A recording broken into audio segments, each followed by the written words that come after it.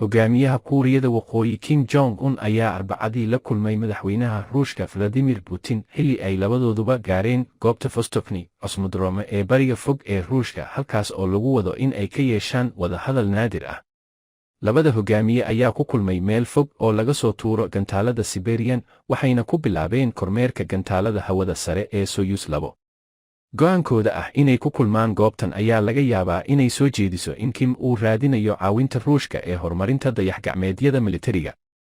Taasi waa sababta aan halkan u nimid. Hogaamiyaha Didic wuxuu muujinayaa xiisaha weyn ee injineernimada gantaalada, waxay sidoo kale isku dayayaan inay horumariyaan hawada sare, ayuu yiri Putin mar ay saxafiyiinta Ruushka weydiiyeen in Ruushka uu ka caawin doono Kuuriyada Waqooyi dhisida dayax-gacmeedyada.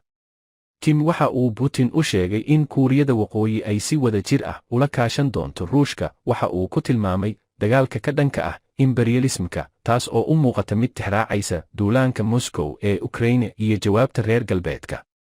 Ruushka wuxuu u kacay dagaal muqadas ah si uu u ilaaliyo madax-bannaanidiisa iyo ammaankiisa ka soo horjeeda ciidamada hegemonic.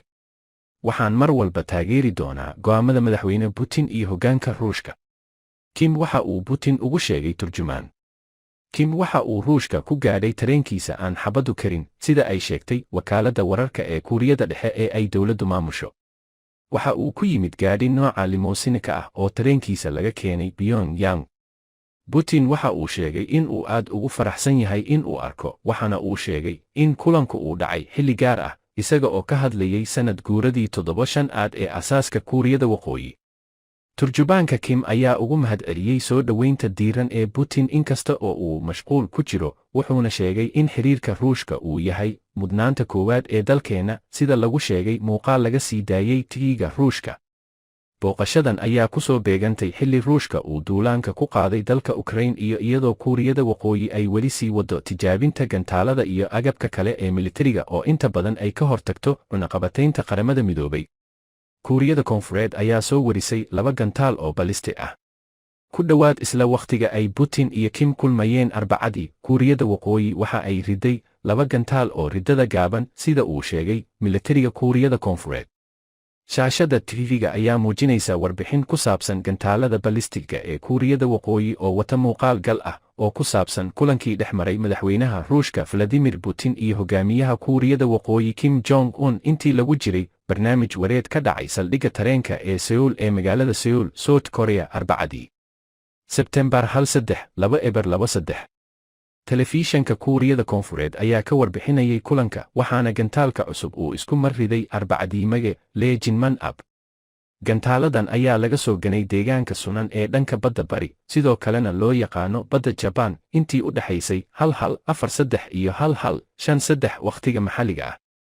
Ciidamadeenu waxa ay xoojiyeen ilaalinta iyo feejignaanta, iyaga oo isu diyaarinaya duulaan dheeri ah oo suurtagal ah. Waxaannu si dhow ula shaqaynaynaa Maraykanka, ayuu yidhi taliyayaasha isku dhafka ah ee shaqaalaha Kuuriyada Koonfureed.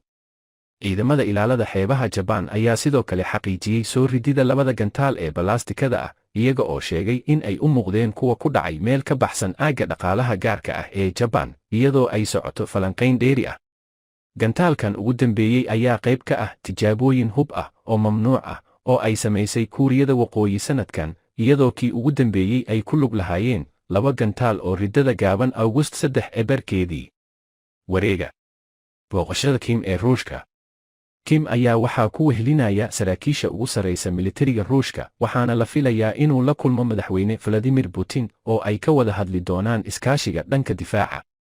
Kani waa kulankii ugu horreeyay ee Kim uu la yeesho hogaamiye ajnabi ah tan iyo markii waddanku uu xiray masiibada Covid-19.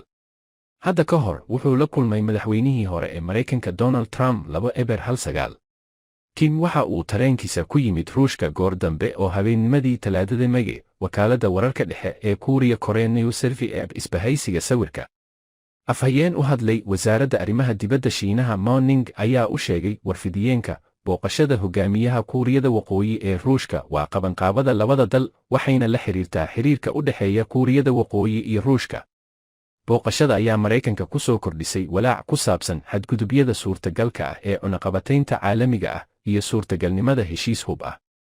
Ruushka ayaa muujiyey xiisaha uu qabo kaydadka madaafiicda Kuuriyada Waqooyi, lagana yaabo in loo isticmaalo gudaha Ukraine, halka Kuuriyada Waqooyi ay doonayso in laga caawiyo sidii ay u cusboonaysiin lahayd qalabkeeda militari ee xilligii Sofiyeetka, gaar ahaan ciidamada cirka iyo badda. Maraykanku waxa uu soo jeediyey in labada dal ay dhigayaan gogosha iskaashiga militari markii wasiirka difaaca Ruushka Sergey Shoigu uu booqday Kuuriyada Waqooyi bishii Luulyo.